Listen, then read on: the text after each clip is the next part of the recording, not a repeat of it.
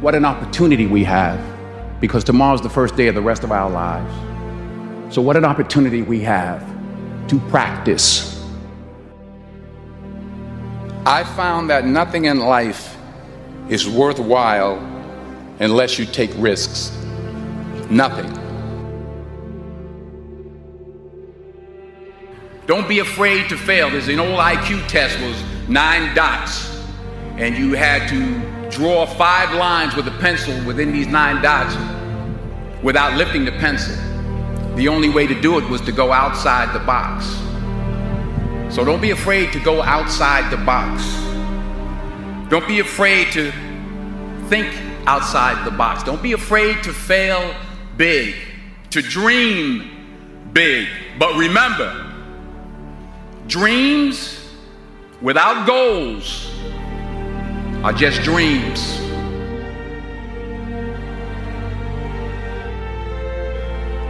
And understand that to achieve these goals, you must apply discipline and consistency. In order to achieve your goals, you must apply discipline, which you have already done, and consistency every day, not just on Tuesday and miss a few days. You have to work at it every day. You have to plan every day. You've heard the saying, we don't plan to fail, we fail to plan. Hard work works. Working really hard is what successful people do. Nelson Mandela said, "There is no passion to be found playing small and settling for a life that's less than the one you're capable of living." Now, I'm sure in your experiences in school and applying to college and picking your major and deciding what you want to do with life, I'm sure people have told you to make sure you have something to fall back on. Make sure you got something to fall back on, honey.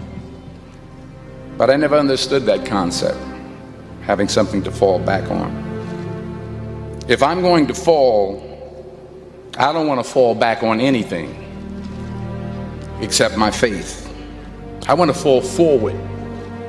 I figure at least this way I'll see what I'm going to hit.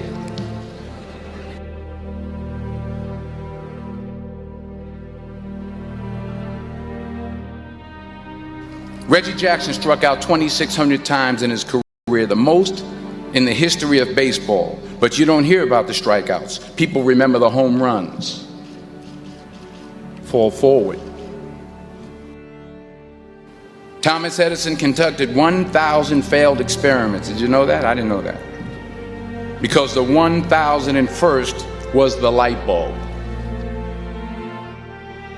Every failed experiment is one step closer to success. You've got to take risks, and I'm sure you've probably heard that before, but I want to talk to you about why that's so important.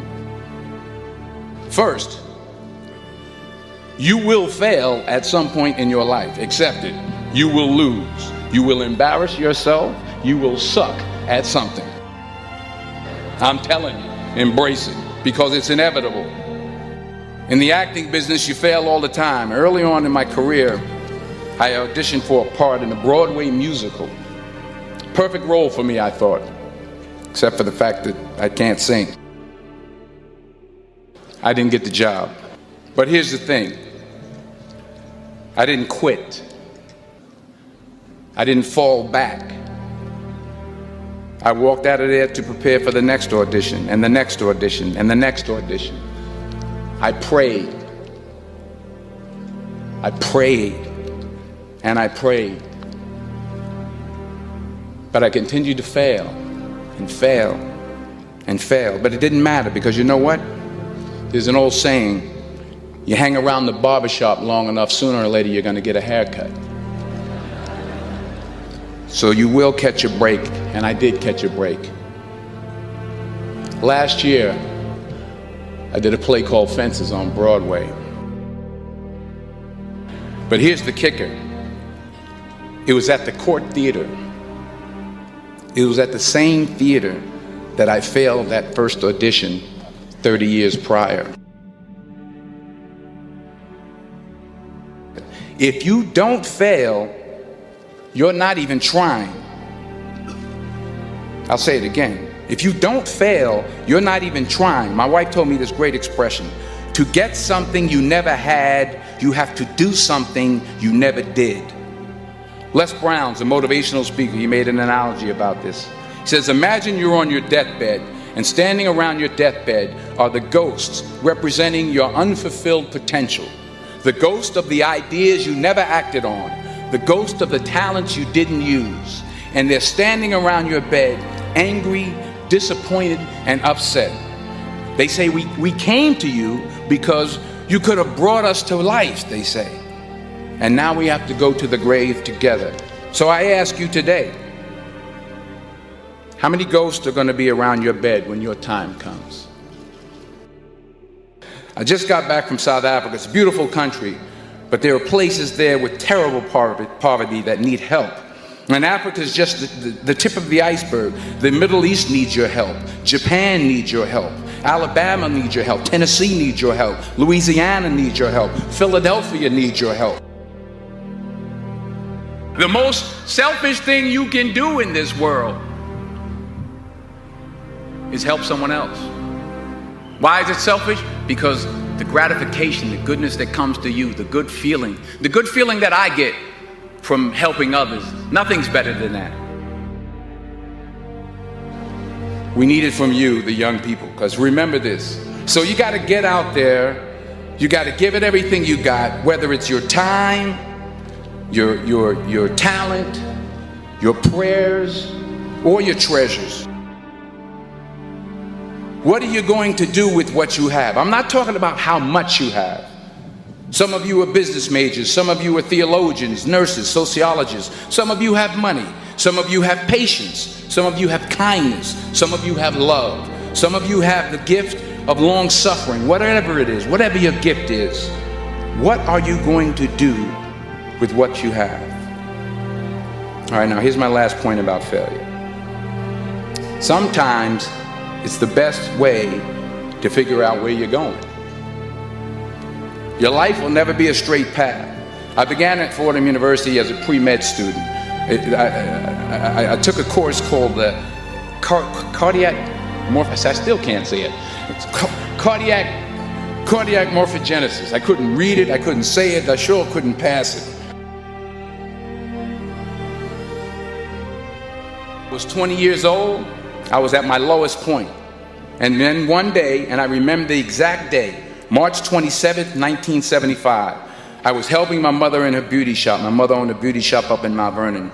And there was this older woman who was considered one of the elders in the town. And I didn't know her personally, but I was looking in the mirror, and every time I looked at the mirror, I could see her behind me, and she was staring at me.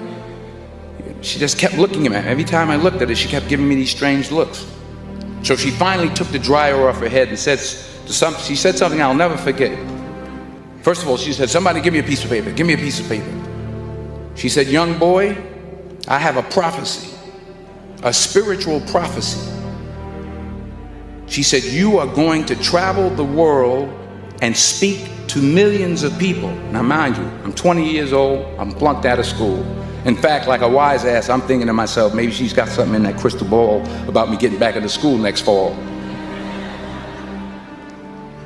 But maybe she was on to something, because later that summer, while working as a counselor at the YMCA camp in Connecticut, we put on a talent show for the campers. And after the show, another counselor came up to me and asked, have you ever thought about acting? You're good at that. So when I got back to Fordham that fall, I got in, I changed my major once again for the last time. And in the years that followed, just as that woman prophesied, I have traveled the world and I have spoken to millions of people through my movies. Millions who up till this day couldn't see me, who up till this day I couldn't see while I was talking to them, and they couldn't see me, they could only see the movie. They couldn't see the real me. But I see you today, and I'm encouraged by what I see. And I'm strengthened by what I see. And I love what I see. Many years ago, I did this movie called Philadelphia. We filmed some of the scenes right here on campus. It's about a man played by Tom Hanks who's fired from his law firm because he has AIDS. He wants to sue the firm, but no one's willing to represent him until a homophobic ambulance chaser lawyer, played by yours truly, takes on the case. In a way, if you watch the movie, you'll see everything I'm talking about today. You'll see what I mean about taking risk or being willing to fail. Because taking risk is not just about going for a job. It's also about knowing what you know and what you don't know. It's about being open to people and to ideas. In the course of the film, the character I play begins to take small steps, small risks. He very, very, very slowly begins to overcome his fears. And I feel ultimately his heart becomes flooded with love. And I can't think of a better message as we send you off today.